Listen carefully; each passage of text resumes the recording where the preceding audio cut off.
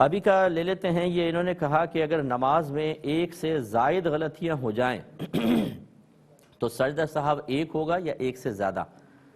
دیکھیں، پہلی بات تو یہ کہ مطلقاً کسی غلطی پر سجدہ سہو نہیں ہوتا، بلکہ باقاعدہ وہ غلطی ترک واجب ہو تب ہوگا۔ اگر فرضی ترک ہو گیا تو سجدہ سہو سے تدارک نہیں ہو سکتا، اور اگر سنت یا مستحب ترک ہوا اس پر سجدہ سہو نہیں ہوتا، نماز ہو جاتی ہے۔ تو اس لیے سب سے پہلے اس بات کا تعین کرنا ضروری ہے کہ جو ہم سے چھٹا ہے وہ واجب ہے۔ اب اگر آپ کے کہنے کا یہی مطلب ہے کہ 2-3 واجب چھٹ گئے تھے تو پھر یاد رکھیں ایک ہی سجدہ سہو ان سب کے لیے کافی ہوتا ہے، الگ الگ کرنا لازم نہیں ہوتا۔